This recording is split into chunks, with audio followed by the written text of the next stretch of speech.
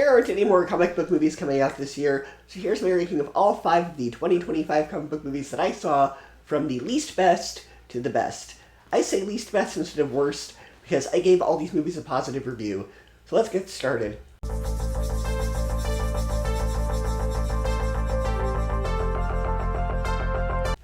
Number 5 is DreamWorks Dogman.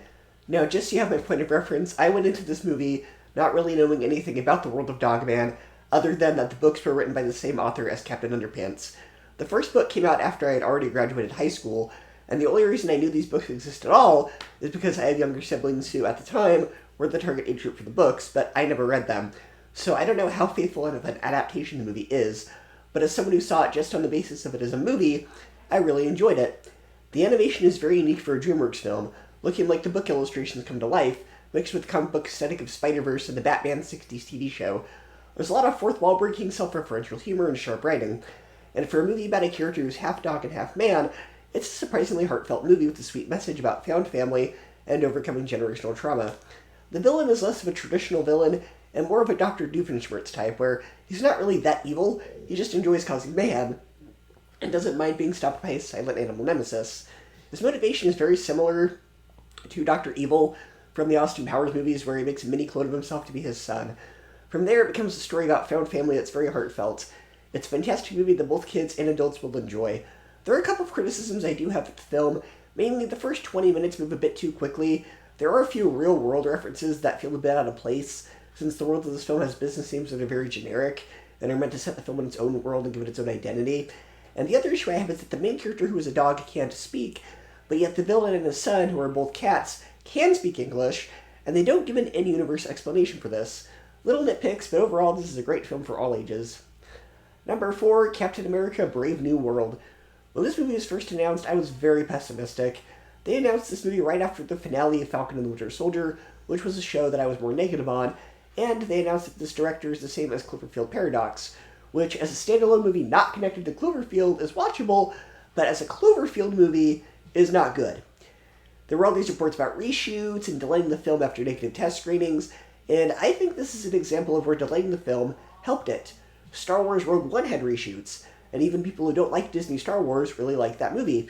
I was pleasantly surprised by how much I like this movie. One of my main problems with the Falcon series was they were to be very cocky and arrogant, but here he isn't like that. He's actually likable, and his issue in this movie is how he's going to lead a new Avengers team in dealing with the weight and burden of that, and I thought it was done really well. The action sequences in this movie really stand out. If you're a fan of some of the more street-level grounded MCU projects like Daredevil or Hawkeye, it's very much in line with that. Much like the Russo brothers' Captain America films, this feels like a political action thriller first, and a comic book movie second, and that's a good thing. In a time where a lot of the MCU is starting to feel very assembly-line and micromanaged, this is a movie that still has its own identity. Even if you're not a comic book fan, you can enjoy the film if you're a fan of things like Mission Impossible, Jack Ryan, those kind of movies. It takes things like MK Ultra and puts it in a comic book world. It doesn't even really start to feel like a comic book movie until the last 15 or 20 minutes, and the plot is pretty intriguing. Harrison Ford is a stand-up performance, and I do kind of joke that this is in essence sort of a sequel to Air Force One. Giancarlo Esposito is a great villain in this. The film has a bit of a darker tone than some of the other MCU projects. I'd say this is the darkest Captain America movie yet, but it's not the level of dark that was Doctor Strange 2, Agatha, or Werewolf by Night. It still has enough lightheartedness that stops it from feeling nihilistic. Now, the original title for the movie was New World Order, but they changed it to Brave New World, because apparently the New World Order title made people uncomfortable, and I just ask, why? New World Order would have been a better title, because it's referring to the plan of the villains. Now, what does hold it back is it does, unfortunately, require a lot of homework. You need to have seen the 2008 Hulk movie, all the previous Captain America movies, Infinity War, Endgame, and Eternals. Other than it feeling a bit too weighted by previous projects, it's still a fantastic film.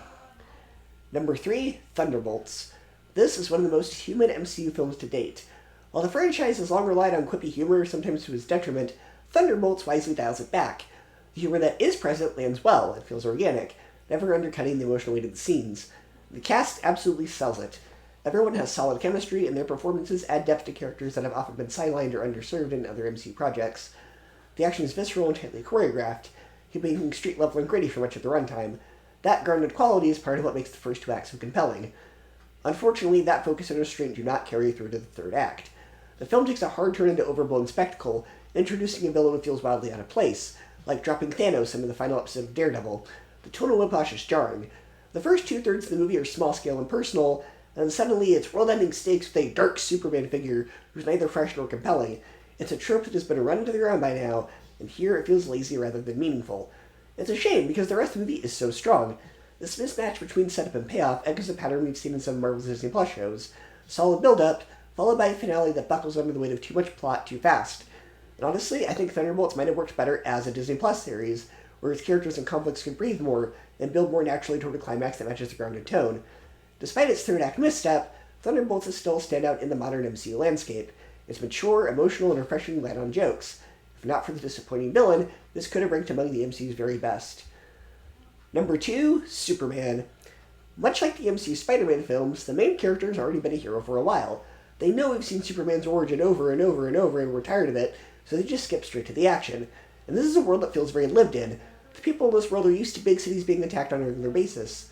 The action here is, in the best way, very comic booky, feeling like a live-action cartoon without going too far with it. There are a few moments that go too far with the silliness and humor, though. And the way the plot flows also feels very episodic.